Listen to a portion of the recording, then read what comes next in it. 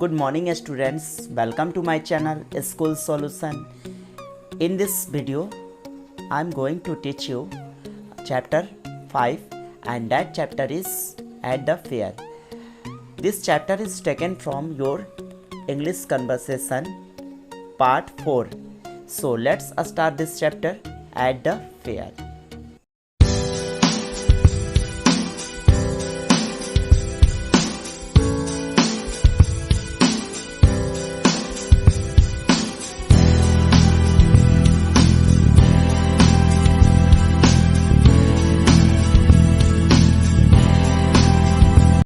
At the fair it mean मेले में।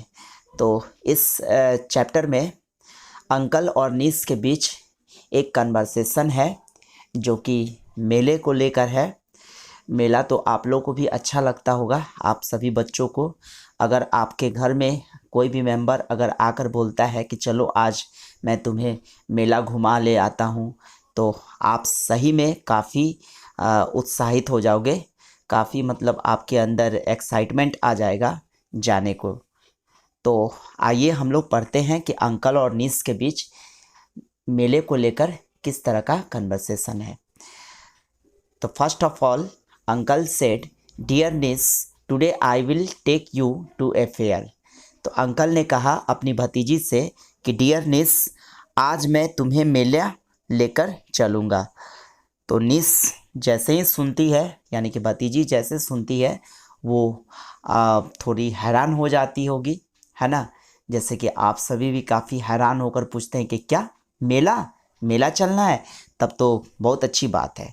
तो उसी तरह से नीस बोलती है कि ओ अंकल, आर यू सीरियस और जोकिंग, है ना। तो ओ अंकल, आप सही में कह रहे हैं या फिर सिर्फ मजाक कर रहे हैं, है ना। तो भतीजी को शायद यकीन नहीं हो रहा है, इसलिए वो ऐसा पूछ रही है। तो अंकल ने कहा कि no dear, today I want to show you to the village fair. तो अंकल ने कहा कि नहीं डियर, आज मैं चाहता हूँ कि तुम्हें गांव का मेला दिखा दूँ। तो इसके बाद नीस ने पूछा at what time will you take me, है ना। At what time will you take me, तो आप किस समय मुझे लेकर चलेंगे। तो अंकल ने कहा please dress up and get ready sharp eight 6 in the evening।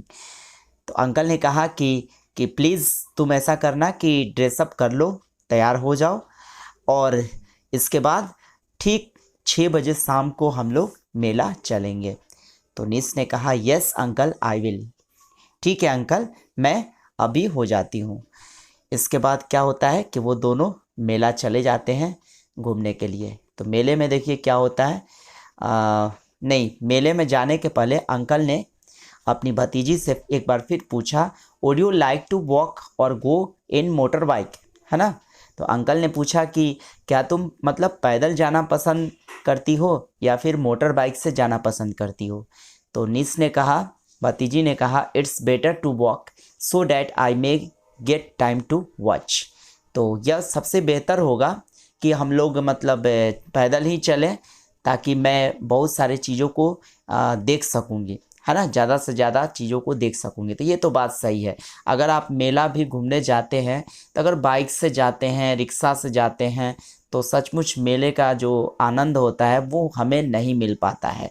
क्योंकि अगर हम पैदल घूमने जाते हैं तो पैदल घूमने का एक अलग ही मज़ा है, और हम लोग हर गली गली में हर जगह के मेले को हम लोग अच्छी तरह से देख पाते हैं। तो इसके बाद मेला वो दोनों चले जाते हैं। तो मेले में पहुंचने के बाद अंकल ने फिर एक क्वेश्चन किया अपनी भतीजी से कि please tell me what you want to see first, है ना। तो अंकल ने पूछा कि प्लीज़ मुझे बताओ कि सबसे पहले तुम क्या मतलब चाहती हो, क्या देखना चाहती हो। तो नीस ने कहा कि look uncle, there are beautiful and colourful balloons. तो भतीजी ने कहा कि देखिए अंकल कि मतलब कितने सुंदर और कलरफुल बैलून्स हैं, ठीक है ना। तो अंकल ने कहा कि please don't buy now, first go round the fair. तो अंकल ने कहा कि प्लीज़ इसे अभी नहीं खरीदो, सबसे पहले हम लोग अभी मेला में चलेंगे और मेला में थोड़ा घूम आते हैं, क्योंकि पहले से अगर हम सामान खरीद लेते हैं तो फिर मेला घूमना मुश्किल हो जाता है। तो नीस ने कहा uncle I want to sit in the merry go round. उसने कहा कि अंकल मैं चाहती हूँ इस मेरी गो राउंड में बैठना, है ना। मेरी गो राउंड एक प्रकार का आपका झूला है जिसमें आप मेले में आप देखते हैं बहुत तरह के झूले लगे होते हैं, तो मेरी गो राउंड भी एक प्रकार का झूला है। तो झूला में बैठने के लिए भतीजी ने कहा अपने अंकल से। तो अंकल ने कहा come dear we will sit in the merry go round, ठीक है ना। तो अंकल ने कहा कि आ जाओ डियर, हम लोग मतलब मैरी गो राउंड में बैठेंगे। नीस ने कहा uncle I want to buy the statue of Swami Vivekananda ji, ठीक है ना। तो इसके बाद नीस ने कहा कि अंकल मैं चाहती हूँ कि स्वामी विवेकानंद की स्टैचू को खरीदूँ। तो अंकल ने फिर कहा कि there is a village man sitting at the corner with few other statues. तो अंकल ने कहा कि देखो एक गांव का आदमी कॉर्नर में बैठा हुआ है, कोने में बैठा हुआ है, कुछ मिट्टी के खिलौने को लेकर, मिट्टी का जो मूर्तियां होती हैं उसको लेकर बैठा हुआ है। तो नीस ने कहा uncle is it to costly. तो अंकल क्या यह मतलब बहुत ही महंगा है। तो अंकल ने कहा कि don't worry dear I will purchase it for you. तो चिंता मत करो, मैं तुम्हारे लिए खरीद दूंगा। तो भतीजी ने फिर कहा कि इट्स सो ब्यूटीफुल, यह तो बहुत ही सुंदर है। I will keep it in my study room, मैं इसे ले जाऊंगी और स्टडी रूम में रखूंगी। मतलब विवेकानंद जी की मूर्ति है तो उसको वो स्टडी रूम में रखना चाहती है, इसलिए वो बोलती है ऐसा कि मैं विवेकानंद की मूर्ति को स्टडी रूम में रखूंगी। इसके बाद अंकल ने फिर कहा अब मेला जाने का मतलब होता है कि सिर्फ सजावटी चीज़ों को खरीदना या झूले झूलना ही काफ़ी नहीं होता है। मेले में हम जाते हैं तो फिर हमें कुछ मेले की जो ख़ास चीज़ें होती हैं उसको हम लोग खाते भी हैं, है ना। जैसे गोलगप्पा हो गया, जलेबियाँ हो गया और भी बहुत सारी चीज़ें। तो अंकल ने कहा कि let's come and take some golgappas, आओ चलते हैं कुछ गोलगप्पा को खाने, ठीक है ना। गोलगप्पा आप भी लोग खाए होंगे, गोलगप्पा मेरा भी बहुत फेवरेट है। तो नीस ने कहा it's really very beautiful fair with different stalls full of crowd and different types of shops. सचमुच बहुत ही सुंदर अंकल जी ये मेला है और जिसमें अलग अलग टाइप के स्टॉल्स लगे हुए हैं, पूरी भीड़ है और अनेकों प्रकार की दुकानें लगी हुई हैं। तो अंकल ने फिर पूछा कि डिड यू एंजॉय डियर, क्या तुमने एंजॉय किया डियर। तो नीस ने कहा of course uncle thank you very much for the trip to a fair.